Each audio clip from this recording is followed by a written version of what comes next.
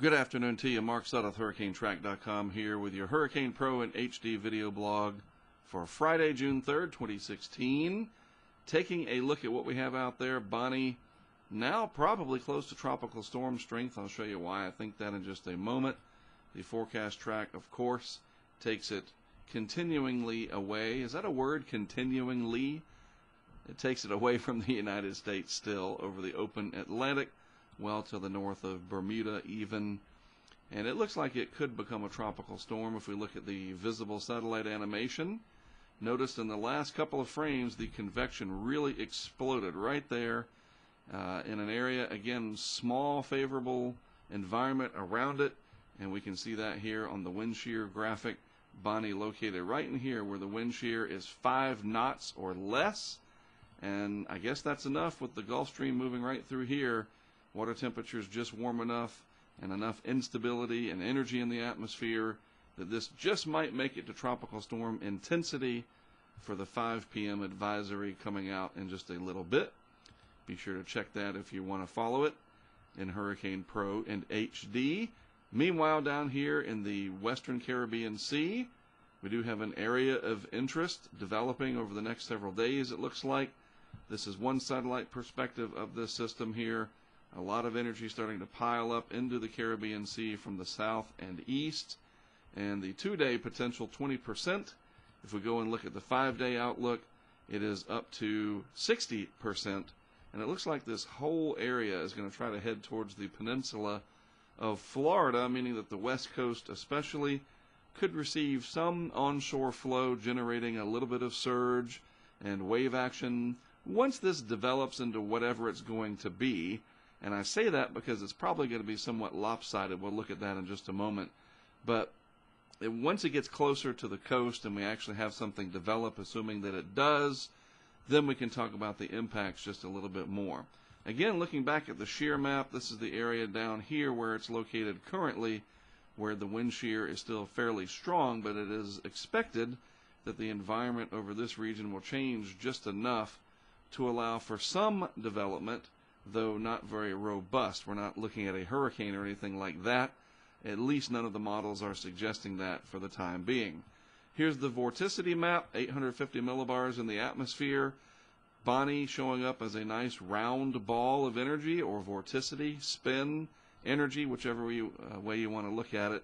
Whereas the area down in the Caribbean is still elongated, and it'll probably start to take shape down in this region, the Gulf of Honduras here, to the east of Belize. This is a favored spot for development, and then it looks like it's going to move up towards the peninsula of Florida. Water temperatures in the Gulf of Mexico, quite warm, even for this time of year, a little bit warmer than average. Nothing substantial, nothing to be really worried about, but they're very warm, 28 to 29 degrees Celsius, all the way up to the shelf water in and around Florida. And again, this is the region I'm highlighted in yellow that I would be concerned about for any onshore flow and potential for lowland inland inundation. That's the word I'm looking for, lowland inundation.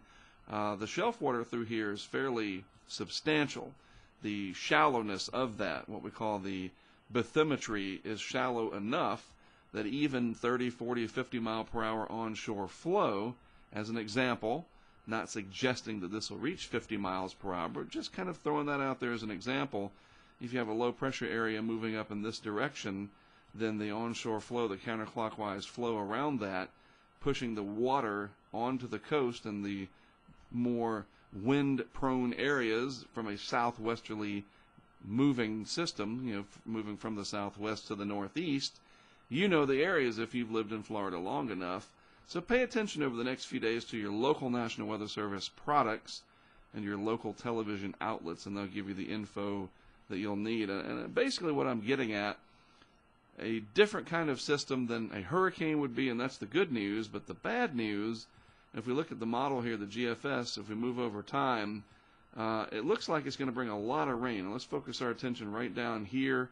This is the global forecast system over the next few days, moving out to 24 hours, so this will be valid tomorrow morning, Saturday morning. Weak low pressure area, about 1,009 millibars taking shape down here. And you can see all this energy starting to pile in. and then the system moves over the Yucatan, lifts north from there into the southern Gulf of Mexico by Sunday. And again, 1,004 millibar low roughly. East side was where most of the precip is, a little bit on the western side here, according to this one run. And then it looks like it's going to turn the corner and head up towards Florida, as you'll see as I move through the frames. Going on out to day 3, 72 hours. You notice there's the low center, and then most of the heavy weather, any bands and convective blobs would be on the east side.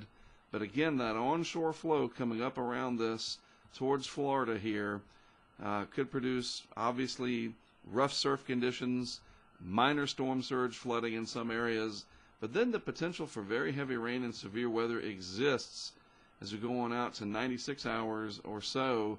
You see this red blob here. This is the GFS precipitation. I believe it's the previous 6-hour precip, and this tells me that very heavy rainfall, strong low-level winds, and then I know that the upper-level winds are going to be coming out of the southwest fairly quickly, and you're going to have sort of this turning in the atmosphere down here, regardless of the potential for a tropical storm. And what that basically translates to, you folks here along the Florida Peninsula, from Jacksonville over towards Cedar Key and then points south, and then maybe over parts of the I-10 corridor, you need to pay attention to this because the severe weather potential could be there in addition to the torrential heavy rain and the possibility of tropical storm conditions, especially along the coast. Now, the good news is, if you want to call it that, and it is, you don't want a hurricane coming at you, right? This is all spread out. You see this very clearly. Everything's strung out like cotton candy being pulled apart. So the energy is being spread out over a fairly large area instead of concentrated around a bona fide hurricane, for example. So as messy as this will be for the early part of next week, it can certainly be worse, as we know. And it'll be inclement enough, but at least you don't have to worry about a hurricane heading your way. At least, like I said, the data does not support that as of yet. So there you go. All right, well, I'll be on top of it throughout the weekend with a post at hurricanetrack.com. Of course, there will be plenty of info being tweeted and published, pushed to, if you want to call it that, the Hurricane Pro and HD apps. So you'll have access to a wealth of information. You can't say you were caught off guard. And if this develops into a tropical storm, the name would be Colin, C-O-L-I-N, and it would be the earliest that we've reached the sea storm. Does that mean it's going to be a very, very busy hurricane season?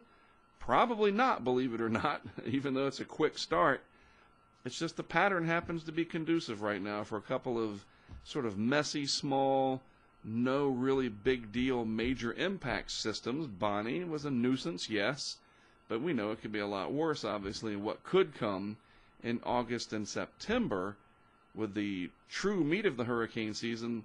This early season development along old frontal boundaries and convergent zones and whatnot typically does not have anything to do with the tropical waves and the energy that comes off of Africa in August and September and the early part of October.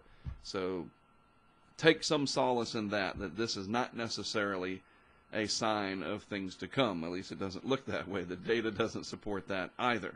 Either way, we'll be on top of it. All right, have a good rest of your Friday and a great weekend ahead. We'll be watching this for you, no worries there. I am Mark Sudduth for HurricaneTrack.com and, of course, for Hurricane Pro and HD. I'll talk to you again throughout the weekend.